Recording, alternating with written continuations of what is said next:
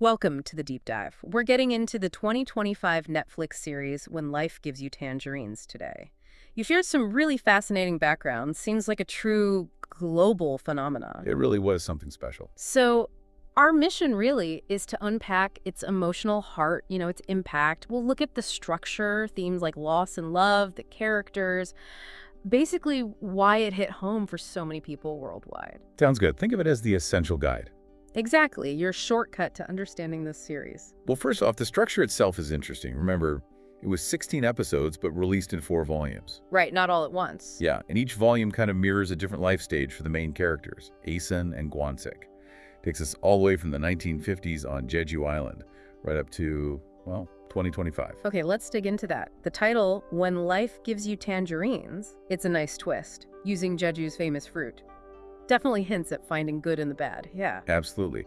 And the Korean title, Thank You for Your Hard Work, that feels like a core value running through everything they experience. So it's a mix of things. Slice of life, romance. Period drama, history, family saga. It really blends quite a few genres. So Volume 1, Youth. That's where we see them starting out. Exactly. Young love, but amidst, real poverty.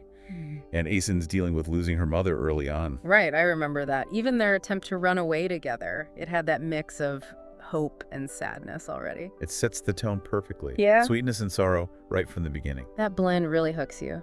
Then Volume 2, Parenthood and Loss.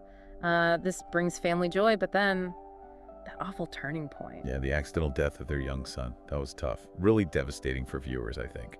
How do you feel that moment changed things for the audience watching? Did it deepen the connection? Oh, definitely. It was stark. A reminder of just how fragile life is. Made you invest even more in their journey, And then if you look ahead, Volume 3, Intergenerational Echoes, it shifts a bit. Focuses more on their adult daughter, Ji-myung. In Seoul, right.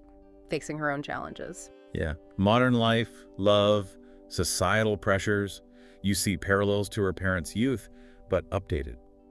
And this theme of death in every sense of the word start to emerge. Meaning loss of dreams, maybe? Or connection? Exactly. Loss in a broader sense is quite poignant. It feels like a cycle. Endings, new beginnings, but always challenging. Which brings us to the final part. Volume 4, Farewells and Legacy. This covers their later years. It includes Gwansik passing away, which is incredibly sad. But there's also a positive note. Yes, because Asen finally gets her poetry published. Fulfills that lifelong dream. Okay. So even with the sadness, there's this sense of legacy, acceptance. Precisely. Acceptance of life's full spectrum, the good and the bad. It brings us back to those core themes. Loss is obviously huge. Parental loss, losing a child, lost dreams. It's constant, but, and this is key, it's always balanced by the love story. The incredibly steadfast love between Asen and Gwansik. Their devotion is really the anchor, isn't it? It really is. Sacrifice, endurance. Yeah. It's the emotional backbone. Plus, the importance of family, the Jeju community support system. Ultimately, it's a story of resilience, really. Getting through life, aging, massive social changes. And the characters themselves just embody that, don't they? Asun starts as this spirited, kind of rebellious girl with poetic dreams. Faces just immense hardship. But her resilience just shines through, finds fulfillment late in life. And Gwansik, the quiet, steady one. His devotion was so central, it actually sparked that whole My Own Gwansik trend online. I saw that. That's amazing. Shows how deeply he connected, right? Huge connection. And their daughter, Guy Myung, you see her inheriting that spirit, navigating modern love, prioritizing her own worth. So the reception critically acclaimed, obviously. Yeah. But the audience reaction sounds like it was something else entirely. It really was. Beyond just liking it, people reported intense emotional engagement. Crying, reflecting on their own families. It was global. The ratings were sky high, everywhere. Rotten Tomatoes, IMDb, My Dramalist, even Douban in China.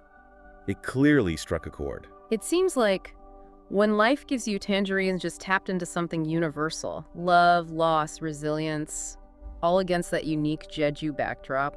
The emotion it stirred up is pretty powerful. Speaks volumes about the storytelling, the characters, how relatable their journeys felt, despite the specific setting and time period. Definitely. As we wrap this up, what part of this deep dive stands out most to you now, thinking back? For me, I think it's how the series held both deep sorrow and that enduring love together.